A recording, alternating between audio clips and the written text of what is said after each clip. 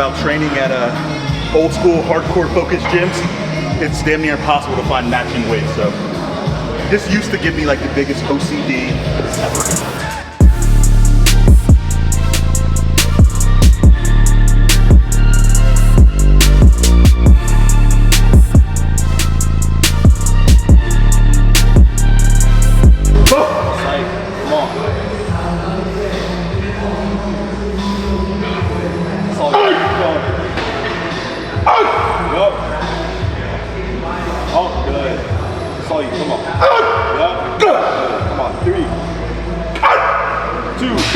Come on. 1. Yep. Up. All right. Yep. 1, 2, 3, 4. Come on. Keep going. Yep. Good. Good. Come on, 2 more. Whoa.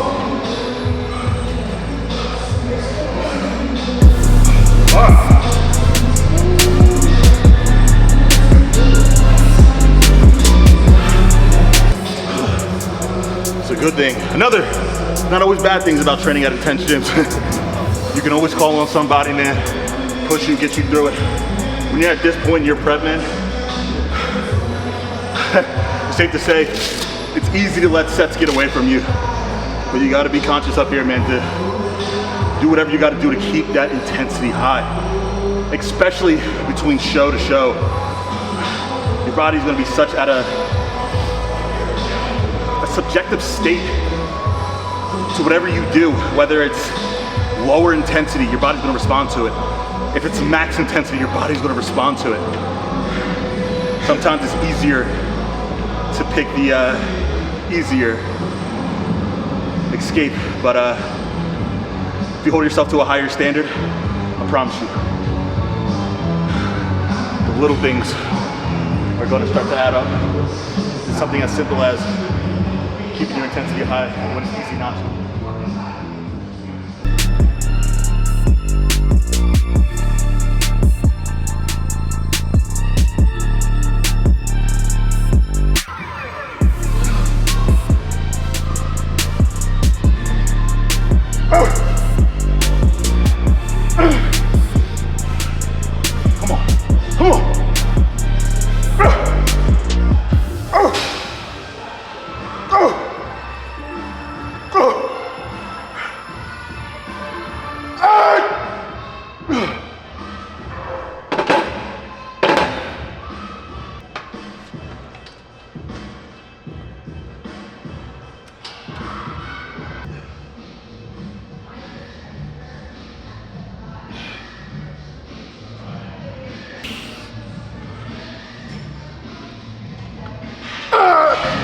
The number one common mistake I notice on reverse flies is the range of motion.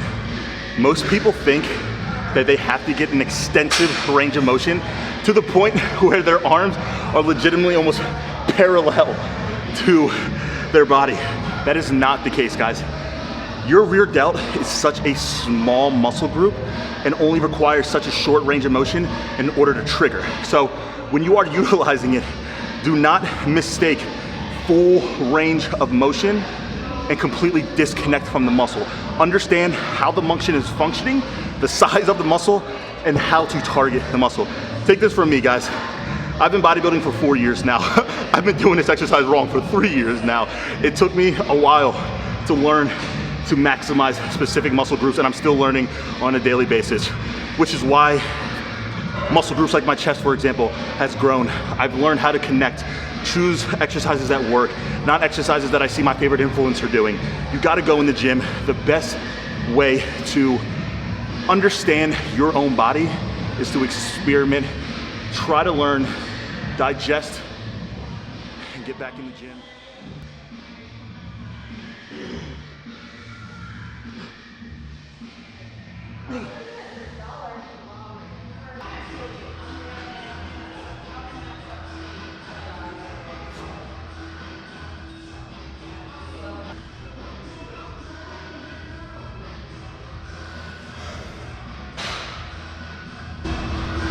right, check this out. This is a legendary wall here at MI40. You have people of the likes of Mr. Olympias. We have Brandon. We have Ben. We have, dude, it's insane how many crazy, inspirational pros we have who signed this wall. And I told myself here a year and a half ago when I first moved down to Tampa, I cannot sign this wall until I qualify for the Olympia.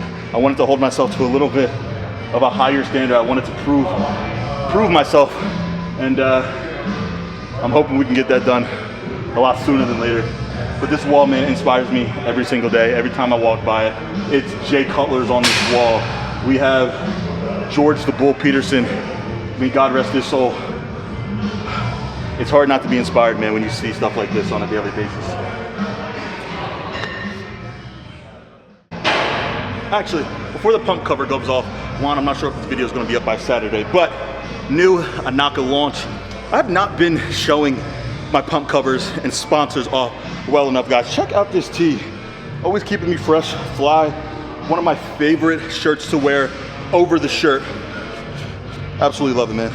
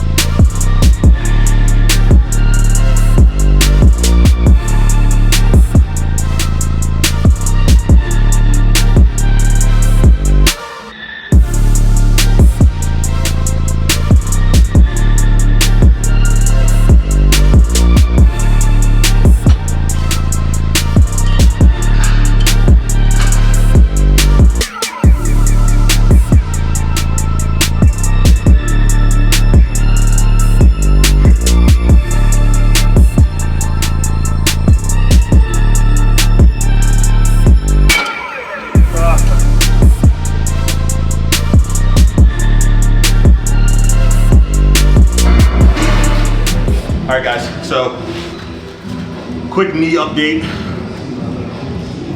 Getting a lot of questions regarding the current status of the pain, official ruling. Again, right now, it's safe to say that the knee is definitely feeling better than it did at the New York Pro on show day. Right now, the main priority is getting to the next show. And it has its days. The main focus right now, or better yet, the main concern is the stability aspect. So if you guys saw my posing routine at the New York Pro, it wasn't anything drastic and mobile. I was very set in stone. The only move I really made was my transition, and if you really pay attention, I was ginger on that move. And I'm really hoping that the next show I'm able to show a little bit more of me, my personality, my passion behind posing. But at the same time, I'm just not willing to risk a potential on-stage injury in order to do something out of pocket for a posing routine. So I'm gonna mix it up. There's no question. I'm not gonna come to my next show with the same old posing routine. Every single show that I do, I will always add some more personality, a different spin. I'm somebody who likes to keep it simple, prioritize my good shots, show my flow, show my confidence, my stage presence. But at the same time, when you are struggling with an injury as I am, it's important to understand the big picture and try not to let the moment get too big. So right now, we are elevating, icing, I have a physical therapist here at the gym who I see twice a week, and I've already seen him 3 times since the last show, and he has been helping me break it up, loosen it up, and it's definitely been a game changer. I've been utilizing this brace only during my training sessions. Luckily enough, cardio has been cut drastically due to the fact that we are in pretty damn good conditioning, and we're only getting tighter and tighter. So the main focus for the next show at the end of the day is coming in sharper, fuller, and overall just much more well-rounded. The fact that we placed second behind the 4th best in the world is it's a blessing in itself, but it wasn't even my best version of myself.